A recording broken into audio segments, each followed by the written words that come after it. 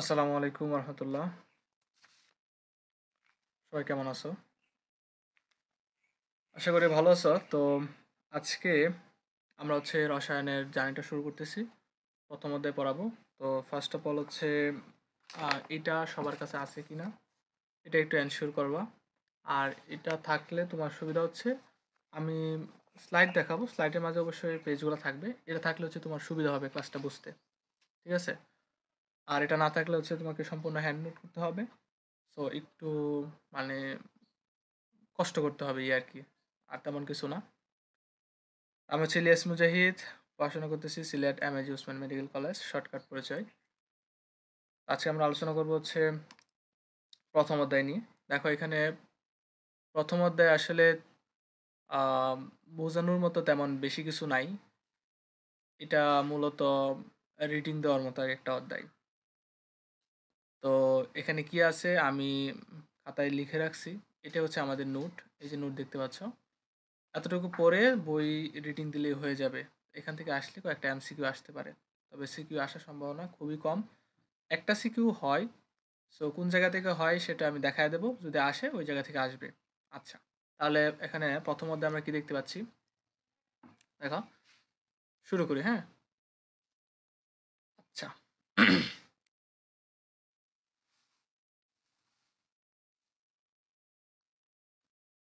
ওকে, প্রথম অধ্যায় শুরু করতেছি। হ্যাঁ, প্রথম অধ্যায়ের নাম হচ্ছে কি রসায়নের ধারণা। আচ্ছা, আমরা আজকে কোন বই পড়তেছি? রসায়ন বই, রাইট? তো রসায়ন বই থেকে রসায়নের ধারণা, প্রথম আমরা শুধু ধারণা নেব, এত বিস্তারিত নাই। তবে এখানে যা আছে তার সব বিস্তারিত আমরা পরবর্তী চ্যাপ্টারগুলোতে দেখতে পাবো। ফাইন। তো এখানে আমরা প্রথম দেখতে পাচ্ছি যে আহ, রসায়ন কি, এটা বলছে। তো রসায়ন হলো একটা প্রাকৃতিক বিজ্ঞানের একটা কি শাখা, এটা জেনে রাখো। আর রসায়ন তাহলে কি, মানে রসায়নের মূল কি আছে? আমরা জানি যে বিজ্ঞান, তোমরা যারা 8 থেকে 9 এবার উঠছো তারা জানো প্রথম ছিল 8-এ সব বিষয় মিলে একটা ছিল বই, যেমন পদার্থবিজ্ঞান, বায়োলজি বা জীববিজ্ঞান আর রসায়ন বিজ্ঞান। মূলত এতটুকু তোমরা পরিচিত হইছো। তো তার মূল ছিল কি আমার বিজ্ঞান, তারপর বিজ্ঞানের ভাগ হয়ে আসছে ওইগুলো। তো তারই একটা ভাগ হচ্ছে রসায়ন। তাহলে রসায়ন থেকে আমরা কি কি জানবো? পদার্থের গঠন, ধর্ম, পরিবর্তন, ব্যবহার, এগুলো আমরা আহ, মানে রসায়ন থেকে জানতে পারবো। আচ্ছা, আগেই বলছি, আমি আবার বলতেছি, এই অধ্যায়ে তেমন বিস্তারিত কিছু নাই, তাই আমি শুধু স্লাইড দেখায়া রিডিং দিয়ে যাচ্ছি। বুঝছো? আচ্ছা, তো এইখানে একটা কথা আছে যে সংকর ধাতু। সংকর ধাতু বলতে কি বোঝায়? আর হুট করে সংকর ধাতু এখানে চলে আসছে, তাই? আচ্ছা, তো সংকর ধাতুর বিস্তারিত আছে তোমাদের দশম চ্যাপ্টারে, রসায়নের দশম চ্যাপ্টারে, ওইখানে আমরা দেখবো। তো সংকর ধাতু হচ্ছে কি দুই বা ততোধিক ধাতু, রিডিংটা দাও। দুই বা ততোধিক ধাতুকে গলিয়ে একত্রে মিশিয়ে ঠান্ডা করলে যে ধাতু পাওয়া যায় ওই ধাতুকে বলা হয় সংকর ধাতু। যেমন এখানে আমি এটা লিখছি ব্রোঞ্জ। কি লিখছি? ব্রোঞ্জ। আর এটা ব্রাশ। আর এখানে পার্সেন্টেজ দেওয়া আছে কিভাবে গঠিত হয়। আচ্ছা, এটা আমি তোমাকে দেখাচ্ছি। দেখো,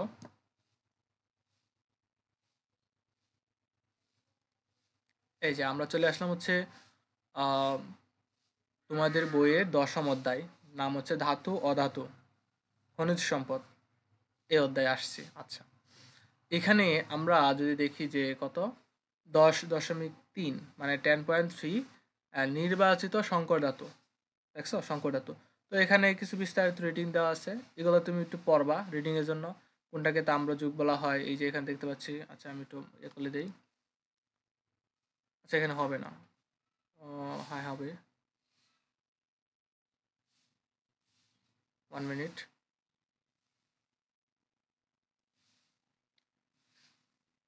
এই যে এখানে তাম্রযুগের কথা বলা আছে, তাম্রযুগ। তারপর একটা সাল দেওয়া আছে, এই সালটা একটু দেখবা। তারপরে সংকর ধাতুর সংজ্ঞা। আহ, এই যে সংজ্ঞাটা, এই সংজ্ঞাটা এখানে দেওয়া আছে। তারপর ব্রোঞ্জ যুগ, এগুলো একটু দেখবা। তারপরে যে এই কথাবার্তা যা বলা আছে এগুলো আমরা এখানে পাবো, এই ছকটায় পাবো। হ্যাঁ, এই ছকটা কিন্তু অনেক গুরুত্বপূর্ণ। যে এই ছকটা 100% গুরুত্বপূর্ণ, এটাকে তোমাকে মুখস্থ করতে হবে। এখন কেন মুখস্থ করতে হবে? কারণ এখান থেকে বিভিন্ন কি আসবে, কুয়েশ্চেন আসবে, এমসিকিউ মূলত বেশি আসে এখানে। তো এখান থেকে এমসিকিউ কোথা থেকে কিভাবে আসে বলবে আর সংকর ধাতুর নাম বলো, স্টিল। এখন স্টিলের পার্সেন্টেজ বলো, লোহা কত পার্সেন্ট লাগবে, কার্বন কত পার্সেন্ট লাগবে। এখন বলবে যে মরিচাবিহীন ইস্পাত অথবা স্টেইনলেস স্টিল, স্টেইনলেস স্টিল এর অন্তর্ভুক্ত নয় কোনটি? তাহলে অন্তর্ভুক্ত কোনটা হবে না? হবে হচ্ছে লোহা, ক্রোমিয়াম, নিকেল। এই তিনটা বাদে চতুর্থ যে অপশন দেওয়া থাকবে, ধরো ক খ গ দেওয়া আছে আর গহতে দিয়ে দিছে হচ্ছে কার্বন। তাহলে অপশন কোনটা হবে? স্টেইনলেস স্টিলের বা মরিচাবিহীন ইস্পাতের অন্তর্ভুক্ত নয় হচ্ছে কার্বন। এভাবে অপশন হতে পারে, পার্সেন্টেজ দেওয়া থাকতে পারে। আবার এটা বলতে পারে যে উড়োজাহাজের বডি তৈরি করা হয় কোনটি দিয়ে, কোন সংকর ধাতু দিয়ে? ডুরালামিন। ঠিক আছে, ডুরালামিন। এখানে লমিন দিছে, আচ্ছা যাই হোক একই কথা। তো বুঝতে পারছো তো? এই ছকটা হচ্ছে খুব ভালো করে পড়তে হবে, এটা মুখস্থ করতে হবে। একটু কষ্ট হবে মুখস্থ করতে, কিন্তু আসলে করতে হবে, কারণ এখান থেকে এমসিকিউ হয়। তাহলে কি দেখবো? ব্যবহার দেখবো। ব্যবহারগুলো সব লাগবে না, স্পেশাল স্পেশাল কয়েকটা, যেমন উড়োজাহাজের কথা ইউনিক, তো উড়োজাহাজ। তারপর হচ্ছে এখানে থালা গ্লাস, হুম। তারপরে হচ্ছে তোমার বৈদ্যুতিক সুইচ, তারপরে এখানে অস্ত্রোপচারের যন্ত্রপাতি,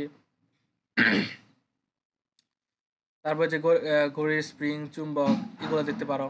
দেন আমরা যে আরেকটু নিচে যাই, এখানে দেখবো হচ্ছে 24 ক্যারেট স্বর্ণ, 22 ক্যারেট স্বর্ণ, 21 ক্যারেট স্বর্ণ। দেখো এটা পার্থক্য আছে। যেটা 24 ক্যারেট স্বর্ণ সেটা হচ্ছে স্বর্ণ 100%, মানে একটা, এটা যদি একটা, যেমন লোহার টুকরা দেখছো না, লোহার টুকরা দেখছো, সো স্বর্ণ তো এরকমই ধাতু। তো স্বর্ণ এরকম একটা টুকরা হবে। তো এখানে কোনো কি হবে না, মানে অন্য কোনো পদার্থ বা মৌল থাকবে না, শুধু স্বর্ণই থাকবে। আর শুধু স্বর্ণ হওয়ার কারণে সেটা হবে কি, মানে একটু কি বলে এটাকে, নরম, লেতলেতে। লেতলেতে বলার কারণ এটা একটা স্পেসিফিক ফর্মে বেশিক্ষণ থাকে না, মানে এটা চাপ দিলে এটা কি হয়ে যায়, বেঁকে যায়। সো 100% স্বর্ণ যখন এরকম বৈশিষ্ট্যের হয়, সেজন্য এটা দিয়ে কী করে না, অলংকার বানানো হয় না। তাহলে 100% স্বর্ণ মানে 24 ক্যারেট স্বর্ণ।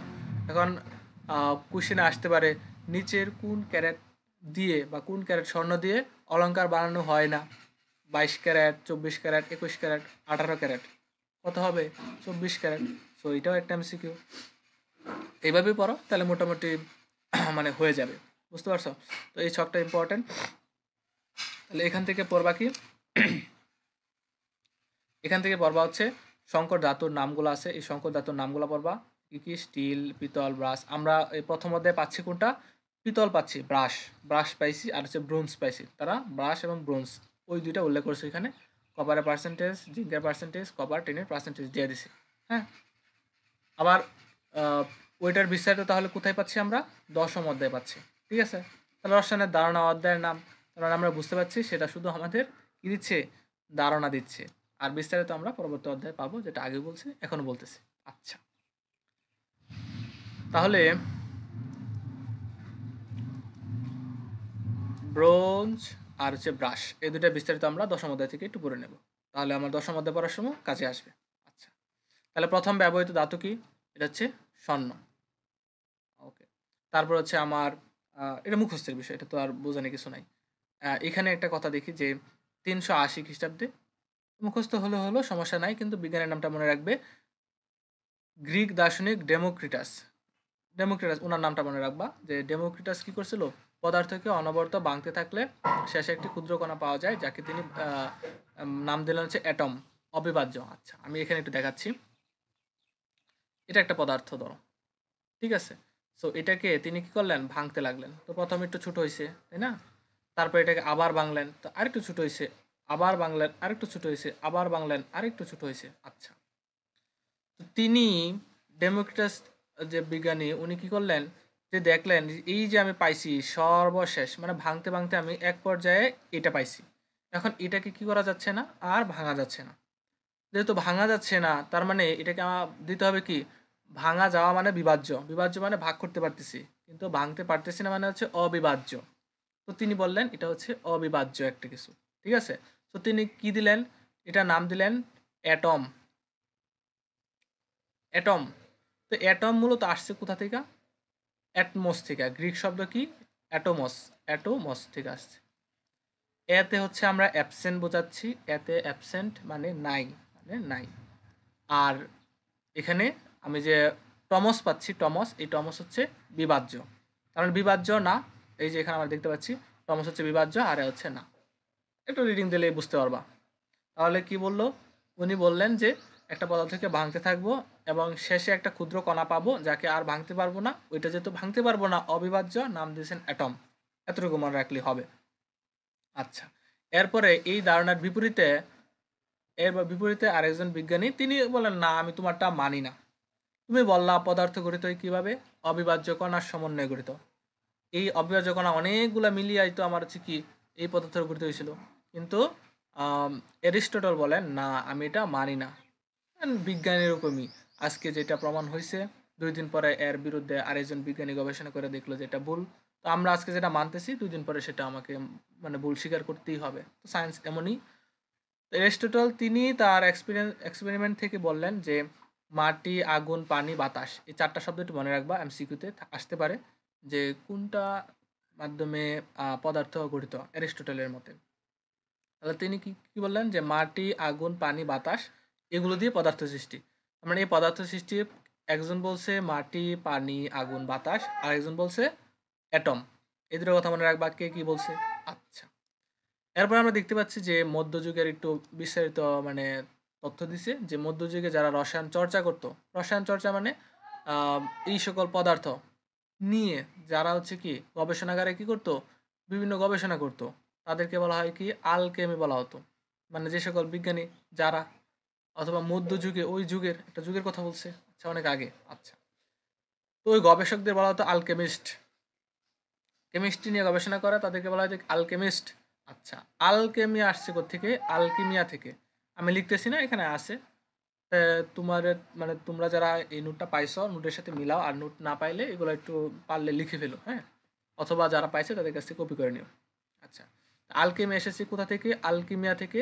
এটা হচ্ছে মিশরীয় সভ্যতা বোঝায়, আলকিমিয়া বলতে মিশরীয় সভ্যতা বোঝায়। আচ্ছা, এখানে আলকেমিয়া শব্দটি কিমি, হিমি, কিমি শব্দ থেকে এসেছে। তারপর এখানে হচ্ছে কিমি থেকে কেমিস্ট্রি, আর রসায়ন সংস্কৃত রস থেকে রসায়ন। এটা একবার রিডিং দিবা, রিডিং, এখানে এত বোঝানি কিছু নাই। আচ্ছা, তাহলে সর্বপ্রথম রসায়ন গবেষণা করেন, এইটা কিন্তু খুবই খুবই জনপ্রিয় একটা এমসিকিউ হয় যে সর্বপ্রথম গবেষণাগারে রসায়ন গবেষক কে, জাবির ইবনে হাইয়াম, হাইয়ান, এটা দুমতান্ন, জাবির ইবনে হাইয়ান। ঠিক আছে। আচ্ছা, তাহলে বিজ্ঞানে 4টা বিজ্ঞানের নাম থাকবে, অপশনে এটা থাকবে এবং এই অপশনটা হবে কি সঠিক উত্তর, এটা মনে রাখবা।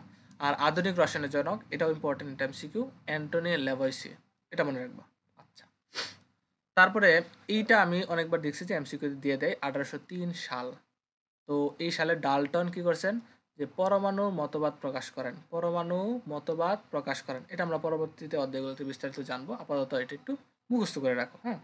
আচ্ছা, এবার তোমাদের এই অধ্যায় থেকে হয়তো টোটালি সৃজনশীল হবে না, তবে সৃজনশীলের ভিতরে কি কি থাকে জানো, একটা সৃজনশীলে ক থাকে, খ থাকে, গ এন্ড হচ্ছে গহ থাকে, রাইট। তো খটা মানে খ প্রশ্নটা এই অধ্যায় থেকে আসার সম্ভাবনাটা একটু বেশি, যদি তোমাদের প্রথম সেমিস্টার পরীক্ষা হয়। তো কোথা থেকে আসতে পারে, এই যে প্রশ্নটা আসতে পারে, অ্যান্ড দেন এই প্রশ্নটা আসতে পারে, পরবর্তী পেজে আরেকটা আছে, এই 3টা প্রশ্ন একটু বেশি আসে আর কি। তো প্রশ্নটা কি, যে কাঁচা আম টক কিন্তু পাকা আম মিষ্টি কেন। দেখো কি বলছে, কাঁচা আম টক কিন্তু পাকা আমটা কি হয়, মিষ্টি হয়। আচ্ছা, আমরা যখন আমটা যখন কাঁচা থাকে, দেখো এই যে আমরা এখানে লিখছি, আমি বলি তুমি একটু বুঝে নাও, যে আম যখন কাঁচা থাকে তখন কি থাকে, বিভিন্ন জৈব অ্যাসিড থাকে।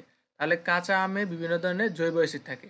সো জৈব অ্যাসিডগুলো কি কি, একটা হচ্ছে সাকসিনিক অ্যাসিড, ম্যালিক অ্যাসিড, আরও অন্যান্য অ্যাসিড আছে, তবে এত জানার দরকার নাই, এই দুইটা জানলেই হলো। তাহলে তোমাকে উল্লেখ করতে হবে কি সাকসিনিক অ্যাসিড, ম্যালিক অ্যাসিড, এবং এটা হচ্ছে তার আণবিক সংকেত। এটা দিলে দিতে পারো, ভালো, স্যারে ভালো মার্কস ক্যারি করবে। আর যদি আম, না দাও সমস্যা নাই, তবে এই নামগুলো দিতে হবে, সাকসিনিক অ্যাসিড, ম্যালিক অ্যাসিড। এবং এগুলো যেহেতু মানে এই সাকসিনিক ম্যালিক অ্যাসিডের বৈশিষ্ট্য হচ্ছে এরা হচ্ছে কি টক যুক্ত হয়, এজন্য এরা টক। বুঝতে পারছো, কাঁচা আমের জন্য টক। আর এই কাঁচা আম যখন পাকে, কনভার্ট হয়, কাঁচা আম যখন পেকে যায় তখন এই অ্যাসিডগুলো চেঞ্জ হয়, এই অ্যাসিডগুলোও তখন থাকে না, তখন এইগুলো চেঞ্জ হয়ে কি হয়, রাসায়নিক পরিবর্তন হয়। রাসায়নিক পরিবর্তনের সৃষ্টি কি হয়, গ্লুকোজ সৃষ্টি হয়। আমের ভিতরে কী হয়ে যায়, গ্লুকোজ সৃষ্টি হয়ে যায়। এটা হয়তো একটু কঠিন লাগতে পারে, আমি তোমাকে বলি যে প্রথম হচ্ছে এটা হচ্ছে ধরো চিনি, আর এটা হচ্ছে তুমি এক গ্লাস পানি নিলা। এখন চিনি পানির মাঝে দিলে, এই পানি ছিল নর্মালি পানি ছিল, তো চিনি দেওয়ার কারণে পানিটা কী হয়ে গেছে, শরবত বা মিষ্টি পানি হয়ে গেছে, তাই না? বলো, মিষ্টি পানি হয়েছে না? হ্যাঁ হয়েছে। তো এখানে কী হয়েছে, চিনিটা তার অবস্থা চেঞ্জ করে পানির সাথে মিশে গেছে, অ্যান্ড এই চিনি পানির মিশ্রণের ফলে এই পানি প্রথম স্বাদহীন ছিল, চিনি আসার কারণে তখন কী হয়েছে, স্বাদ হয়ে গেছে। তার মানে একটা রাসায়নিক চেঞ্জ হয়েছে। আচ্ছা, এটাও সেম, এটা তো আমি তোমাকে দেখাতে পারছি না। তবে অ্যাসিডগুলো টক হয়, যখন কনভার্ট হয়ে গ্লুকোজ হয় তখন সেগুলো কী হয়ে যায়, গ্লুকোজের বৈশিষ্ট্য হচ্ছে মিষ্টি, সুতরাং সেটা মিষ্টি স্বাদযুক্ত হয়। বুঝতে পারছো? তাহলে গ্লুকোজের সংকেত দেওয়া আছে, আণবিক পারমাণবিক সংকেত বা রাসায়নিক সংকেত, আর এই যে এটা মিষ্টি বলা আছে এখানে। তাহলে মোটামুটি আশা করি বুঝতে পারছো। বিস্তারিত এভাবেই লিখবা, তাহলে এই মোটামুটি 2 মার্কস পেয়ে যাবা। তারপর হাইড্রোকার্বন। আচ্ছা, হাইড্রোকার্বনের দহন যদি বলে, এর দহনে কি উৎপন্ন হয়, এমসিকিউ আসতে পারে। খতে কম আসে, এমসিকিউতে বেশি আসে। এটা খতে বেশি আসে, এটা হচ্ছে খর জন্য বেশি ইম্পর্টেন্ট। এটা এমসিকিউতে আসে যে হাইড্রোকার্বনের দহনে কি উৎপন্ন হয়। তাহলে তোমার এখানে কি কি পাচ্ছ দেখো তো। প্রথম হচ্ছে হাইড্রোকার্বন। এখন হাইড্রোকার্বন মানে দেখো, কথাই বলা আছে হাইড্রো আর হচ্ছে কার্বন, তার মানে হাইড্রোজেন এবং কার্বনের সমন্বয় করতে, হাইড্রোজেন এবং কার্বনের সমন্বিত যে যৌগ সেগুলো হচ্ছে কি হাইড্রোকার্বন। আমি সংজ্ঞা এভাবে বলতে পারি। হাইড্রোকার্বনের বাংলা আমি এটাকে এভাবে বলতে পারি যে জৈব যৌগ। তাহলে hydro C X H Y, এটা হচ্ছে আমার মানে এটার প্রকাশক। এটাকে আমরা এইভাবে প্রকাশ করি, যদি হাইড্রোকার্বন বলে আমরা সি এক্স এইচ ওয়াই দিতে পারি, কারণ সি কয়টা আছে সেটা জানি না এবং ওয়াই কয়টা আছে সেটাও জানি না। এই জন্য হচ্ছে আমরা এখানে এক্স ওয়াই দিচ্ছি, এক্স ওয়াই চেঞ্জ হবে আর হাইড্রোকার্বনের নামও চেঞ্জ হবে। যেমনটা আমরা এখানে দেখতে পাচ্ছি যে CH4 এটা হচ্ছে কি মিথেন, তারপর হচ্ছে C2H6 এটা কি ইথেন। এইভাবে হচ্ছে এটা হচ্ছে একটা কার্বক্সিলিক অ্যাসিড। সো এইভাবে হচ্ছে দেখো সবগুলাতে কার্বন এবং হাইড্রোজেন, এই যে carbon hydrogen, carbon hydrogen, carbon hydrogen, extra এখানে অক্সিজেন আসতে পারে। সো এক্সট্রা আসার কারণে আমরা সেটা বলবো জাতক। যে জৈব যৌগ কাকে বলে, মানে হাইড্রোকার্বনের জৈব যৌগ। জৈব যৌগ কাকে বলে, যে হাইড্রোকার্বন ও এদের দ্বারা উদ্ভূত জাতক। দেখো কি বললাম, হাইড্রোকার্বন। হাইড্রোকার্বন হচ্ছে এই যে এইগুলো একদম টোটালি হাইড্রোজেন কার্বনের সমন্বয়ে গঠিত হাইড্রোকার্বন, এবং এদের জাতক, এদের দ্বারা উদ্ভূত জাতক। এদের দ্বারা উদ্ভূত জাতক বলে আমরা এদিকে চলে আসবো। তার মানে এগুলো থেকে উৎপন্ন কয়েকটা এক্সট্রা কিছু আসে, যেমন অক্সিজেন আসে, এখানে সালফার আসতে পারে, এখানে অন্য যে কোনো একটা ফসফরাস মানে ক্লোরিন আসতে পারে, এগুলো আসতে পারে, বুঝছো, হাইড্রোক্সিল গ্রুপ আসতে পারে। এগুলো আসলে তখন সেটাকে আমরা বলবো জাতক। আর এই সবগুলোর মিলে হচ্ছে জৈব যৌগ বলে। আচ্ছা, আমি যেটা বলতেছিলাম যে হাইড্রোকার্বনের দহন, দহন বলতে কি বোঝায়, হাইড্রোকার্বন দহন, এই যে দেখো দহন, এটা মনে রাখবা, দহন হচ্ছে অক্সিজেন দ্বারা পুরানো, অক্সিজেন দ্বারা পুরানো, এটাই হচ্ছে দহন, বুঝছো। আচ্ছা, অক্সিজেন দ্বারা পুরানো এটাকে দহন, দহন মানে হচ্ছে পুরানো। তাহলে অক্সিজেন আমি অ্যাড করছি কার সাথে, হাইড্রোকার্বনের সাথে। আচ্ছা, তাহলে কি পাচ্ছি আমি এখানে, কার্বন ডাইঅক্সাইড পাচ্ছি, পানি পাচ্ছি, আর হচ্ছে কিছু শক্তি পাচ্ছি। শক্তিটা কিভাবে, তাপ এবং আলোক, এই দুইটার কম্বিনেশনে আমি শক্তি পাচ্ছি। এখন প্রশ্ন হবে যে হাইড্রোকার্বনের দহনে নিচের কোনটি উৎপন্ন হয়।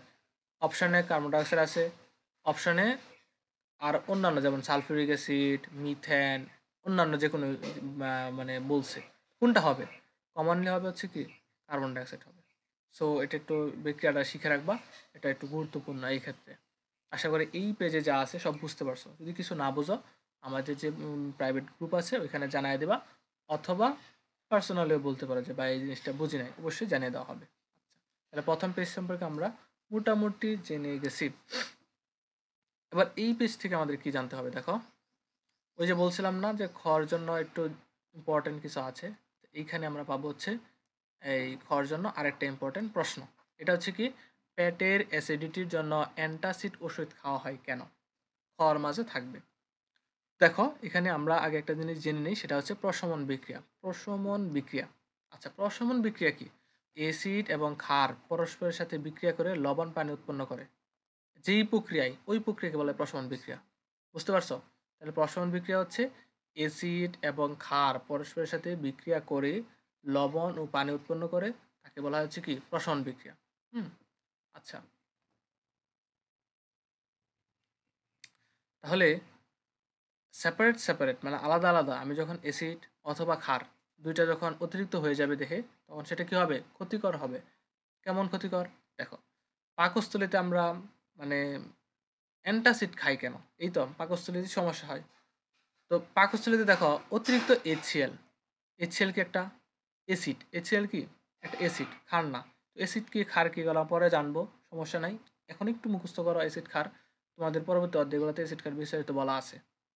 পাকস্থলীতে যখন অ্যাসিড হবে, এখন অ্যাসিড কোথা থেকে আসে পাকস্থলীতে? আসলে পাকস্থলীতে আমরা জানি এটা হচ্ছে পাকস্থলী। আমি একটু শেপ দিচ্ছি।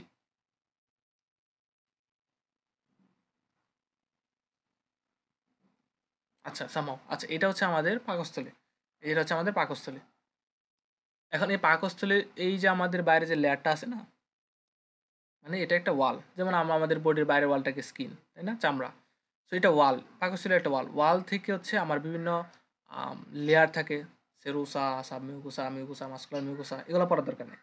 সো ওই জায়গা থেকে হচ্ছে আমার HCl নির্গত হয়। HCl এখানে এই সেলগুলা থেকে নির্গত হচ্ছে।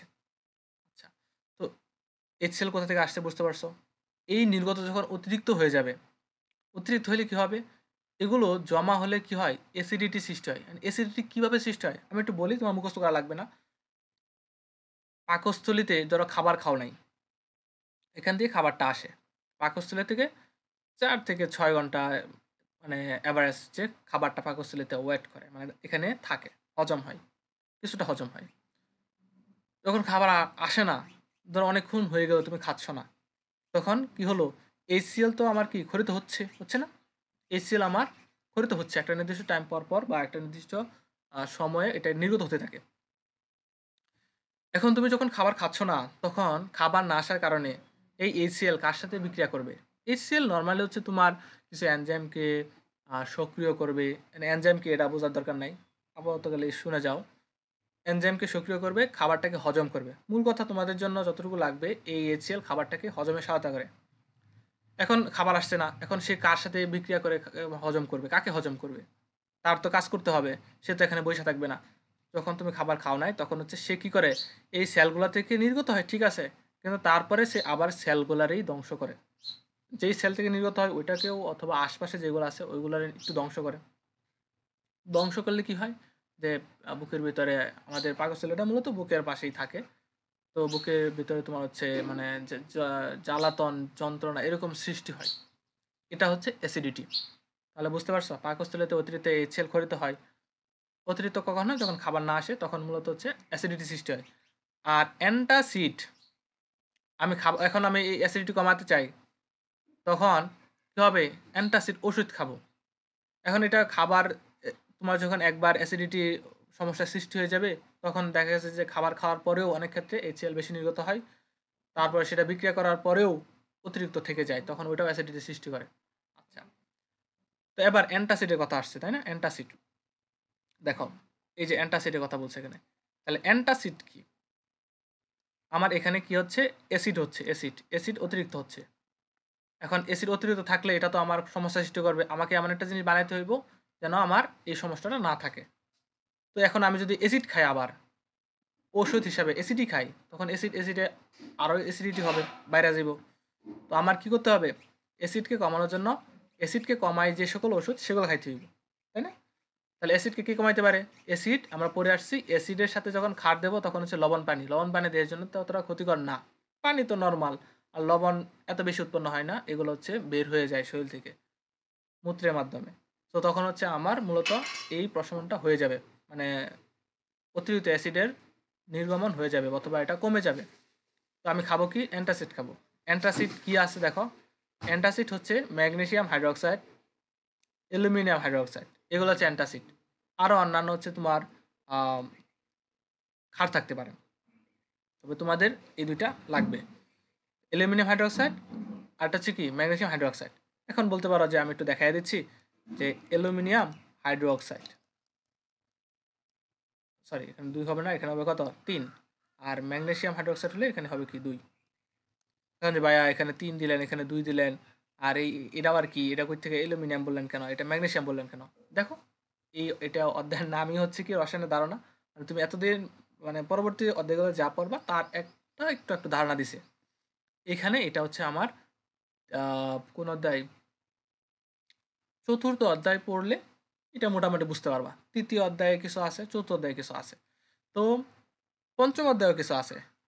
এটা হচ্ছে অ্যালুমিনিয়াম পর্যায় সারণীতে গেলে দেখতে পাবা অ্যালুমিনিয়াম, এটা হচ্ছে ম্যাগনেসিয়াম। পঞ্চম অধ্যায়ে তোমাদের যোজনী নিয়ে ধারণা দেওয়া আছে।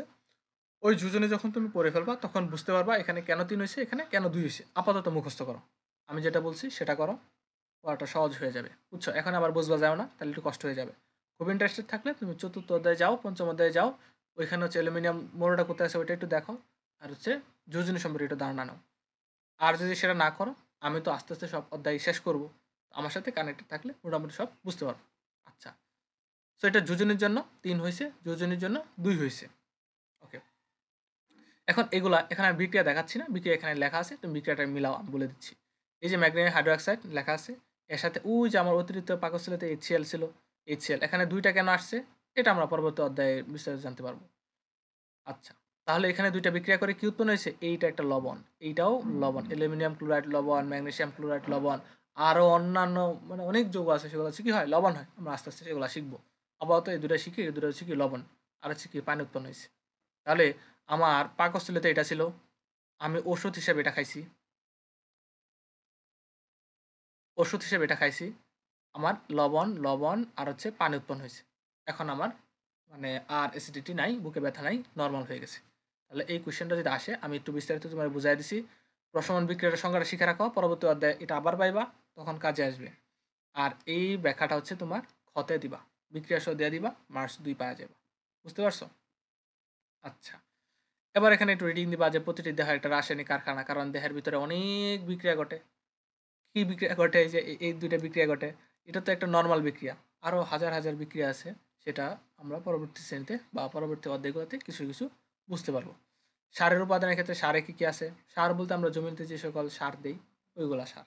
তো এটা একটু দেখে রাখবা। রিডিং। আচ্ছা, এখানে বারি ধাতুর বৈশিষ্ট্য দিছে কয়েকটা। কি বৈশিষ্ট্য? বৈশিষ্ট্য বলতে এখানে কি, কি আছে? বারি ধাতুগুলা নরমালি আপেক্ষিক পারমাণবিক ভর কি হয়? বেশি হয়। এটা হচ্ছে বোঝাচ্ছি বেশি। আর আমরা নিম্নমুখী যে তীর দেই সেটা হবে কি? কম। পরবর্তীতে যে সকল থাকবে সেটা দিয়ে এটাই বুঝাবে। এখন শিখে নাও। পারমাণবিক ভর বেশি, সংখ্যা বেশি। সংখ্যা বেশি বলতে 82 এর বেশি। is greater than 82 এটা এভাবে হবে। is greater than 82। এখন পারমাণবিক সংখ্যা তোমরা চতুর্থ অধ্যায়ে গেলে পারমাণবিক সংখ্যা কি সেটা বুঝতে পারবা। আপাতত মুখস্থ করে যাও। চতুর্থ অধ্যায়ে পড়াইলে ডান। তারপর ঘনত্ব বেশি, মার্কারি উদাহরণ দিছে। মার্কারি, লেড, আর্সেনিক, কোবাল্ট এগুলো হচ্ছে কি ভারী ধাতু। আচ্ছা। তারপরে যে ভারী ধাতুর কি ক্ষতিকর প্রভাব আছে? এটা হচ্ছে ক্ষতিকর প্রভাব। ভারী ধাতু কি ভালো না খারাপ? যেমন আমরা হচ্ছে যখন দেখবা পানি খাই, পানির মাঝে কতগুলো আয়রন দেখতে পাই, তাই না? আয়রন দেখি না? যে কি বলে এটাকে? স্ট্রো কালার, খড় কালারের অনেকগুলা মানে পানির ভিতরে ঘুরতে থাকে। তোমরা হয়তো এটা দেখে থাকবা। সো ওইগুলো হচ্ছে ভারী ধাতু। ওইগুলো অনেক ক্ষতিকর স্বাস্থ্যের জন্য। সে কি, কি হইতে পারে? শুধু মানুষের জন্য? না, প্রাণীকুল বা আমাদের জীবজগৎ, বাইরে যারা অন্যান্য প্রাণী আছে, মাছ আছে, তোমার হচ্ছে গাছপালা আছে, ওই সকল উদ্ভিদ প্রাণীর জন্যও কি ক্ষতিকর? তাহলে এগুলোর ক্ষতিকর ব্যাখ্যাটা যদি দিবা, এটা কোথায় আসতে পারে? এটা হচ্ছে তোমার গ ইভেন গহতে আসতে পারে। এজন্য আমি একটু ব্যাখ্যা দিছি। তোমরা বইয়ের সাথে মিলায়া এই ব্যাখ্যাগুলা শিখে নিবা। কি, কি করে আরো অনেক কিছু আছে। তো আমি ইম্পোর্টেন্ট করে লিখছি যে উদ্ভিদের প্রোটিনের মাধ্যমে। এখন প্রোটিন কি এত বোঝার দরকার নাই। আপাতত প্রোটিন নামটা শোনো। প্রোটিন হচ্ছে খাবারের একটা কি বলে? এই যখন আমরা সুষম খাদ্য বলি, সুষম খাদ্য কি বোঝায়? যে একটা স্বাস্থ্য, একটা বডি, আমার শরীরটা সুস্থ রাখার জন্য কি, কি খাবার খেতে হবে? ওই খাদ্যের তালিকায় প্রোটিন হচ্ছে একটা খাবারের মানে বৈশিষ্ট্য। কারণ ভিটামিন থাকতে পারে, ভিটামিনযুক্ত খাবার। খাবারের একটা গুণ বা এটার বৈশিষ্ট্য মূলত এইগুলোর নাম। হুম? আচ্ছা, তাহলে খাদ্য শৃঙ্খলায় প্রবেশ করে এখন আবার নতুন শব্দ আছে খাদ্য শৃঙ্খল কি? এটা আমরা পরবর্তী অধ্যায়গুলোতে জানবো। খাদ্য শৃঙ্খল কি? খাদ্য শৃঙ্খলায় প্রবেশ করে ক্ষতি সাধন করে, প্রোটিনের স্বাভাবিক কার্যক্রম বিঘ্ন ঘটায়। তারপর হচ্ছে স্নায়ুতন্ত্র, লিভার, কিডনির ক্ষতি করে, মানসিক প্রতিবন্ধকতা এমনকি মৃত্যু পর্যন্ত হতে পারে। জলাশয়, মাছ এবং পানির সেচের মাধ্যমে শাকসবজিতে প্রবেশ করে, খাদ্য শৃঙ্খলায় প্রবেশ করে, দেন হচ্ছে এইভাবে ক্ষতি করে। আচ্ছা, এটা পড়বা, এটা মুখস্থ। তারপর হচ্ছে কার্বন ডাইঅক্সাইড, কার্বন মনোক্সাইড, এই দুইটার বিস্তারিত লিখছি। কার্বন ডাইঅক্সাইড এবং কার্বন মনোক্সাইড এটা আবার কি বোঝাচ্ছে দেখো। কার্বন ডাইঅক্সাইড নর্মালি কি পরিবেশের জন্য ক্ষতিকর, এটি উত্তম তাপ শোষক, উত্তম তাপ শোষক, তারপর হচ্ছে তাপ ধরে রাখে, গ্লোবাল ওয়ার্মিং ঘটায়, গ্রিনহাউস গ্যাসের ইফেক্টের জন্য দায়ী, এটি গ্রিনহাউস গ্যাস। আচ্ছা, আমি একটু বলি, যেহেতু প্রথম শুরু করতেছ একবারে সব বুঝবা না, মোটামুটি অন্যান্য অধ্যায় পড়লে এটার মানে অনুভূতিটা পাবা, এটা কেমন কি বলছে এগুলো বুঝতে পারবা। তো এখানে গ্লোবাল ওয়ার্মিং দেখো, গ্লোবাল মানে হচ্ছে বৈশ্বিক, মানে বিশ্ব, পুরো বিশ্ব। আর ওয়ার্মিং, ওয়ার্ম না, শীত লাগতেছে তখন ওয়ার্ম দরকার, তাপমাত্রা ওয়ার্মিং। হ্যাঁ, এখন গ্লোবাল ওয়ার্মিং মানে বিশ্বের একটা তাপমাত্রা, গ্লোবাল ওয়ার্মিং বিশ্বের তাপমাত্রা গটায়, মানে কি করে, বাড়ায় দেয়। এখন দিনের বেলায় হচ্ছে সূর্য উঠছে, রাতে তো আর সূর্য উঠে না, সূর্য কি অস্ত যায় না, যায়। এখন দিনে সূর্য উঠছে, সূর্যের তাপমাত্রা অনেক বেশি। এখন আমাদের আশপাশে যেখানে বাতাস ঘুরতেছে, বাতাস মূলত কি, বাতাস মূলত হচ্ছে এই সকল গ্যাসের সংমিশ্রণ, থাকে নাইট্রোজেন, থাকে কার্বন ডাইঅক্সাইড, থাকে হচ্ছে কি আমরা ছাড়তেছি যেটা নিঃশ্বাসের মাধ্যমে, ওইটাই তো কার্বন ডাইঅক্সাইড, তাই না? নিচ্ছি কি অক্সিজেন, তাহলে নাইট্রোজেন, অক্সিজেন, কার্বন ডাইঅক্সাইড আর অন্যান্য মৌল হচ্ছে বায়ুমণ্ডলে থাকে। তো এই সবগুলো মিলে হচ্ছে বাতাস। আচ্ছা, তো ওই তাপমাত্রা, যে তাপমাত্রাটা উঠছে, মানে সূর্য উঠছে, সূর্য ওঠার একটা তাপ আছে না, আমরা বাইরে গেলে রোদের আছে শরীর গরম হয়ে যায় না, গরম হয়ে যায় তাপমাত্রা। ওই বায়ুমণ্ডলে এই কার্বন ডাইঅক্সাইড একটা কি, বললাম না বাতাসের একটা অংশ, ওই কার্বন ডাইঅক্সাইড কি করে, এই তাপমাত্রাকে ধরে রাখে, তাপমাত্রা কি করে ধরে রাখে, তাপমাত্রা ধরে রাখলে কি হবে, নর্মালি গরম লাগবে। তো এটা আমরা কখন বুঝি, যখন রাত হয়। তো রাত হইলে আমরা জানি রাত, সূর্য নাই, তাপমাত্রা কম হওয়ার কথা, সূর্য নাই মানে তাপমাত্রা নাই, তাই না? কিন্তু দেখা গেছে যে না, সূর্য যাওয়ার পরেও আমাদের কি হচ্ছে, তাপমাত্রা বেশি, মানে দিনের সূর্য থাকার পরেও যেই তুমি গরম লাগতো, তাপ লাগতো, সূর্য অস্ত যাওয়ার পরেও তোমার মোটামুটি ওইরকম তাপ লাগতেছে বা তার চেয়ে কিছু কম। ওই তাপমাত্রা বেশি থাকার কারণেই হচ্ছে আমাদের গ্লোবাল ওয়ার্মিং বা বৈশ্বিক তাপমাত্রা বাড়তেছে রাতের বেলায়। এটা আমাদের জন্য অস্বস্তিকর না, আমাদের রাতে শান্তিতে ঘুমাতে চাই, কিন্তু তাপমাত্রা বাড়ছে আমাদের জন্য কি অস্বস্তিকর।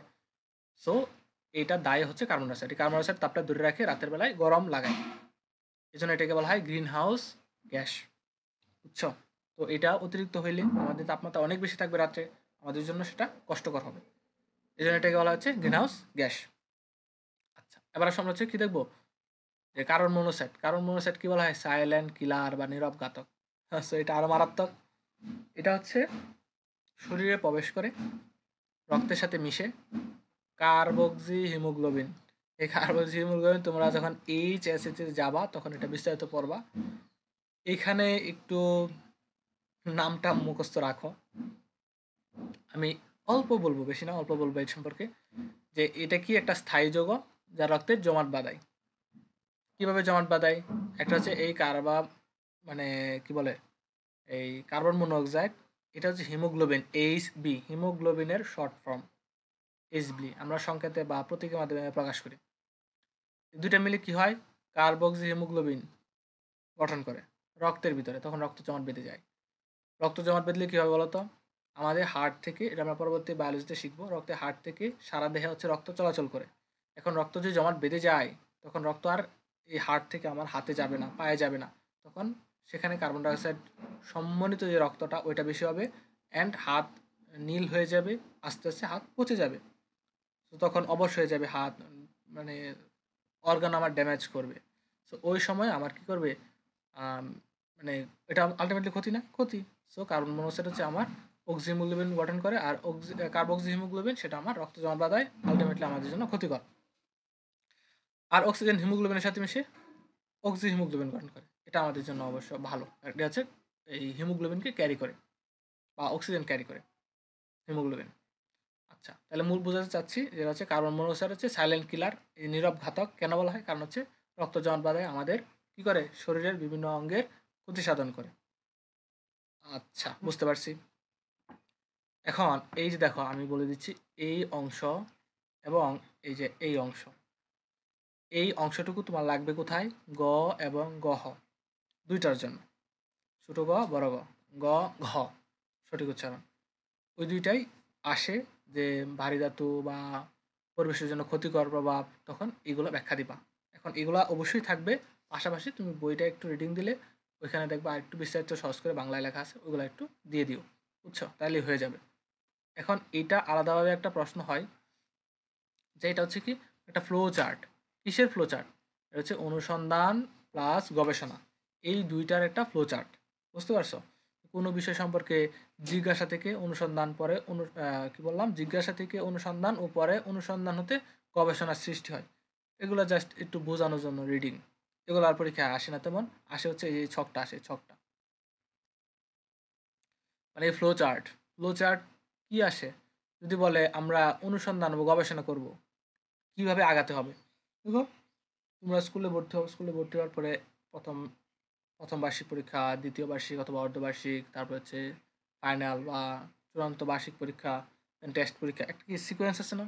সিকোয়েন্স আছে না? সিকোয়েন্সে যাও। এখন তুমি গবেষণাগারে গেলা, এখন একটা জিনিস নিয়ে সেটা নিয়ে গবেষণা করতে চাও, কিভাবে গবেষণা করবে? এইটা হচ্ছে সেটার একটা ফ্লো। প্রথম হচ্ছে তুমি বিষয়বস্তু নির্ধারণ করবা, দেন বিষয়বস্তু সম্পর্কে আগে থেকে একটু ধারণা নিবা। এখন বিষয়বস্তু নির্ধারণ করলা, এখন যদি এমন যে গবেষণাগারে গেলা, যাওয়ার পরে ওইখানে বিভিন্ন কেমিক্যাল আছে, তো তুমি কি করলা জানো না কোন কেমিক্যালের সাথে কোনটা মিশ্রণ করলে কি হইতে পারে। তো তুমি একটার ভিতর আরেকটা দিয়ে দিলা, ব্লাস্ট হয়ে গেলো, তুমিও শেষ। সো এটা তো করা যাবে না, কিছু ধারণা রাখতে হবে, যে জন্য হচ্ছে তোমার গবেষণাও সহজ হয়, তুমিও সেফ থাকতে পারো, গবেষণাগারও সেফ থাকতে পারে। বুঝতে পারছো? এই জন্য হচ্ছে কিছু ধারণা নিতে হবে সম্যক, মানে যেটা নেওয়া লাগবেই সম্যক। তারপরে ওই ধারণা নিয়ে কি কি তোমার বস্তু নেওয়া লাগবে, কি কি পরীক্ষা করা লাগবে, এগুলা তুমি নির্ধারণ করবা। দেন পরীক্ষা করবা, পরীক্ষা করার পর তুমি তথ্যগুলা বিশ্লেষণ করবা, যে আগে কি ছিল, এখন কি হয়েছে, পরিবর্তন আসছে কিনা। তারপর হচ্ছে পরিবর্তন হলে ফলাফল নিয়ে আলোচনা করবা, এবং ফলাফল কি হয়েছে সেটা দেখবা, and সেটা হচ্ছে পয়েন্ট আউট করে রাখবা। ঠিক আছে? তাহলে এই সিকোয়েন্সটা হচ্ছে তোমার পরীক্ষায় আসতে পারে।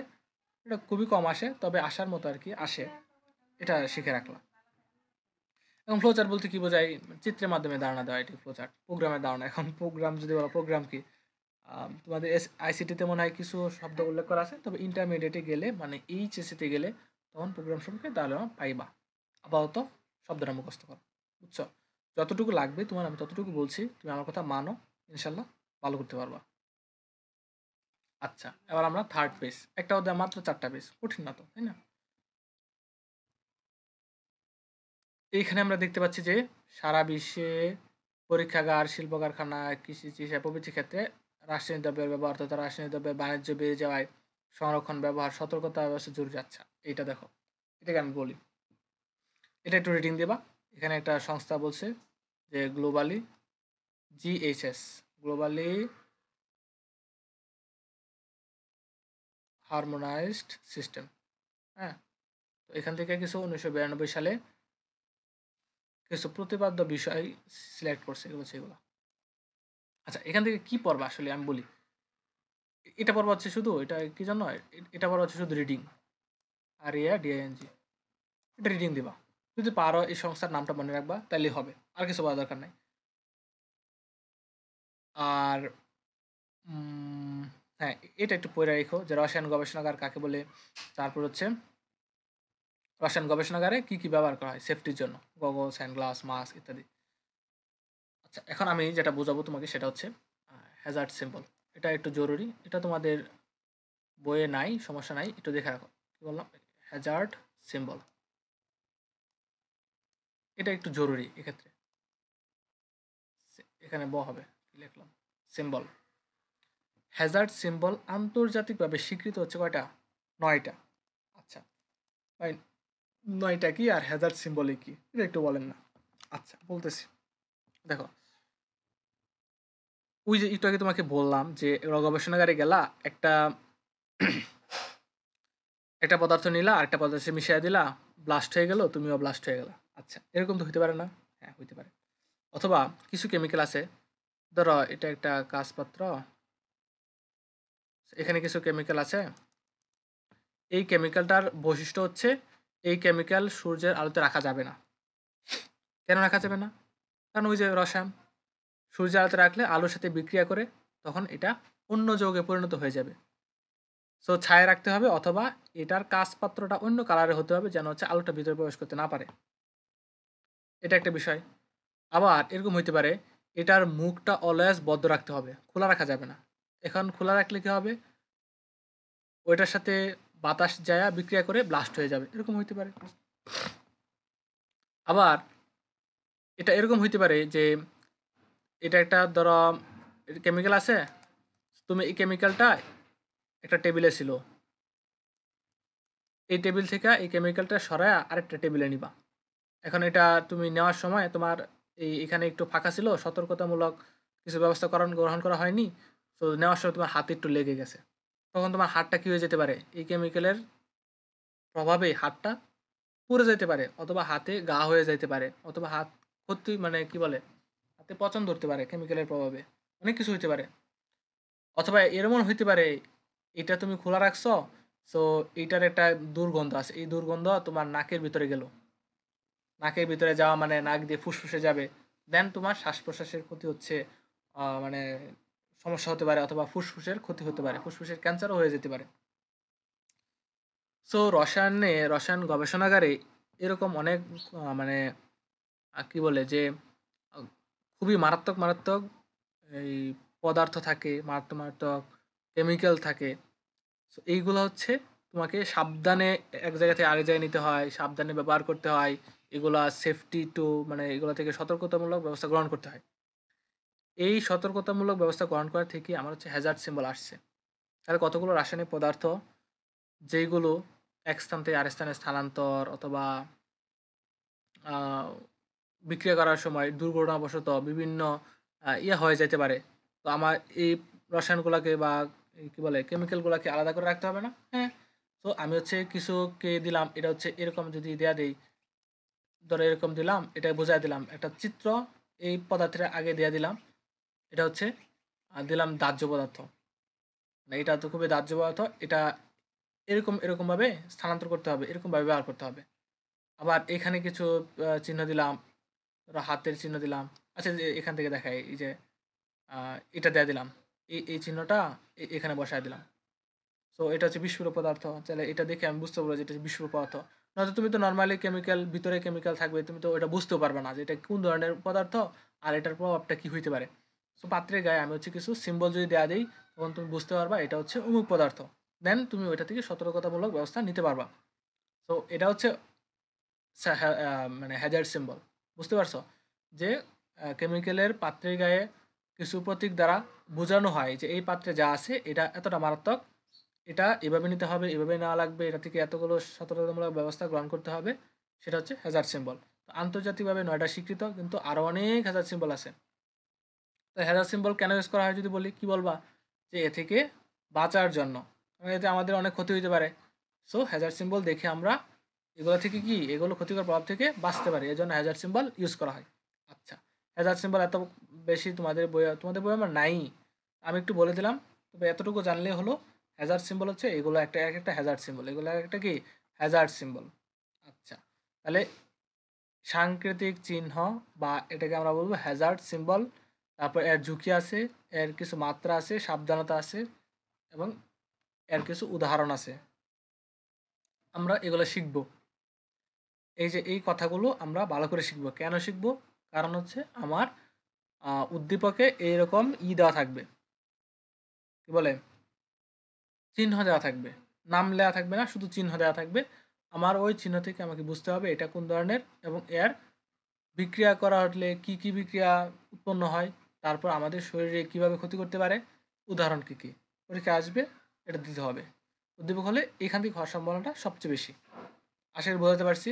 তো এগুলো আর কী কী পারবা, এই দেখো, এই যৌগ নিজে নিজেই বিক্রিয়া করে ফেলে, সহজে আগুন লেগে যেতে পারে, যেমন উদাহরণ দিতে। তো তার মানে বিস্ফোরক যে পদার্থ, তোরা এখানে বিস্ফোরকের চিহ্ন দেওয়া, এটাই বিস্ফোরকের চিহ্ন দেওয়া, তাহলে তুমি বুঝবা এটা হচ্ছে কি করে, নিজে নিজেই বিক্রিয়া করে সহজে আগুন লেগে যেতে পারে। সুতরাং এটা মুখটা ভালো করে বন্ধ রাখতে হবে, বাইরে থেকে কিছু আসলে বা কিছু সংস্পর্শ পেলে সেটা কি হবে, মানে সংস্পর্শ বলতে ধরো আমি তোমাকে বুঝাই, নিজে নিজেই কীভাবে বিক্রিয়া করে, ভিতরে যদি কেমিক্যাল রাখে তাহলে তো তারা নিজে নিজেই ভিতরে রইল, কিন্তু তারপরে তারা বিক্রিয়া করবে না, কারণ হচ্ছে আহ, কিছু এনজাইম আছে যেগুলো হচ্ছে এগুলোকে বিক্রিয়া করতে উৎসাহিত করে, দেন তারা বিক্রিয়া করে। তো এনজাইম তো আমি বাড়িতে দিচ্ছি না, যদি আমি এনজাইম বা অন্য কোনো প্রভাবক দিয়ে দেই, তখন সেটা হচ্ছে বিক্রিয়া করে ফেলবে। সেজন্য হচ্ছে আমার এগুলা ভালো করে ঢেকে রাখতে হবে বা সেফটি ব্যবস্থা নিতে হবে। তারপর দাহ্য পদার্থ সিম্বলটা, এই দেখো এই যে সিম্বল আগুনের মতো উপরে দেওয়া, এটা হচ্ছে দাহ্য পদার্থ। সিম্বলটা ভালো করে চিনে রাখবা, তাহলে আগুন ধরে যেতে পারে। আগুন তাপ সবসময় মানে দূরে রাখতে হবে। তারপর অ্যালকোহল, ইথার, পেট্রোলিয়াম এগুলো। আচ্ছা, তাহলে এখান থেকে কি করবা তুমি হচ্ছে উদাহরণগুলো পড়বা এমসিকিউর জন্য। আর এখানে তো বেশি নাই, এখানে 2টা, আর এখানে হচ্ছে কয়টা, 1 2 3 4 5 6 7, এই 7 8টা আছে। এগুলো একটু দেখে রাখবা। মোটামুটি এমসিকিউ কভার হয়ে যাবে, সিকিউতে আসলে ওটা কভার হয়ে যাবে। তারপরে টক্সিক, টক্সিকের চিহ্ন হয় যে এরকম মানুষের মুখের অংশ দিয়ে নিচে এক্সের মতো থাকবে টক্সিক। আর টক্সিক মানে বিষাক্ত পদার্থ। টক্সিক কী করতে পারে, এগুলোর প্রভাব কী কী, এগুলো নর্মাল কথাবার্তা, এগুলো আমি বলতেছি না, এগুলো পারবা। উত্তেজক পদার্থ, তারপরে এগুলো কী কী ক্ষতি করে, তারপর হচ্ছে কী কী ব্যবস্থা নিতে হবে। আচ্ছা, এখন বলি। কয়েকটা কথা আছে যে অ্যাপ্রন, অ্যাপ্রন কি, অ্যাপ্রন হয় সাদা কালারের হয়, হ্যাঁ সাদা কালারের হয়। আর অ্যাপ্রনটা হচ্ছে হাঁটু পর্যন্ত, হাঁটু পর্যন্ত ঢাকে রাখে। তারপর হাতের কবজি পর্যন্ত, হাতের কবজি পর্যন্ত, কবজি পর্যন্ত থাকে। এগুলো দিয়ে কী করা হয়, শরীরে যে তোমার অন্যান্য কাপড় আছে না, ওই কাপড়গুলোকে সেফ দেয়, ঠিক আছে। কারণ বিক্রিয়া এক জায়গা থেকে আরেক জায়গায় নেওয়ার সময় একটু ছিটে আসতে পারে। সো কাপড় নষ্ট হয়ে যেতে পারে, কাপড়কে সেফ দেয়। তারপর তোমার স্কিনকে সেফ দেয়, তোমার স্কিনে যায় না। বুঝতে পারছো? আচ্ছা, তারপরে অ্যাপ্রনের পরে আছে কি কি, সেফটি গগলস আছে, সেফটি, সেফটি গগলস। এটা কি, এটা হচ্ছে তোমার চশমা। কি বললাম, চশমা। চশমা মানে চোখে একটু নর্মাল আমরা যে চশমাগুলো ইউজ করি এটা থেকে একটু বড় হবে। মানে চোখের এই যে এই অংশ থেকে ঘুরে এখানে একটু আর্চ করা থাকবে, বেঁকানো থাকবে, যেন তোমার এই দিক দিয়ে না আসতে পারে। বুঝছো? মানে সেফ, চোখকে সেফ দিবে। তারপরে গ্লাভস আছে, হ্যান্ড গ্লাভস, গ্লাভস। এখন হ্যান্ড গ্লাভস আমার হাতে আমার হাতে একটা গ্লাভস আছে। এটা হচ্ছে কি গ্লাভস, মানে আমি তো লিখছি যে পেন ট্যাবলেট দিয়ে লিখছি। সো এটা আমার ট্যাবলেটকে, এটা পেন আর ট্যাবলেট যেখানে লিখছি ওই ট্যাবলেটকে সেভ দেওয়ার জন্য এই গ্লাভসটা। কারণ হাতের একটা সংস্পর্শে কি হইতে পারে, আমার ট্যাবের ক্ষতি হইতে পারে। সো ওইরকমই তুমি যখন কেমিক্যাল নিয়ে কাজ করবে তোমার হাতের ক্ষতি হতে পারে, তখন হাতকে সেভ দেওয়ার জন্য তোমার হচ্ছে গ্লাভস ইউজ করা লাগবে। এখানে আমি হাতকে সেভ দিচ্ছি না, সেভ দিচ্ছি ট্যাবলেটকে। আর তুমি হচ্ছে হাতকে সেভ দিবে। বুঝছো? এই হচ্ছে একটু পার্থক্য, ভিন্ন। এরকম হবে আর কি গ্লাভস, ভিন্ন রকম হয়। তো গ্লাভসের অনেক আছে, নাইট্রাইল গ্লাভস আছে, সার্জিক্যাল গ্লাভস আছে, অনেক ধরনের গ্লাভস আছে। সেগুলো হচ্ছে তোমরা যখন ইন্টারমিডিয়েটে যাবা তখন দেখবা অনেক গ্লাভস তোমাকে পড়তে হচ্ছে। আপাতত যেহেতু শুধু গ্লাভস নামটাই পড়তেছো, গ্লাভস পড়ো, এর বেশি যাওয়ার দরকার নেই। ছোটো তো তোমরা এখন, তাই না? শুরু করতেছো সবাই মাত্র, বিজ্ঞানে ঢুকতেছো, আস্তে আস্তে ঢুকো। তারপরে গ্লাভস গেল, তারপরে কি আছে আর, গগলস গেল, অ্যাপ্রন গেল, গ্লাভস গেল, মাস্ক আছে, মাস্ক।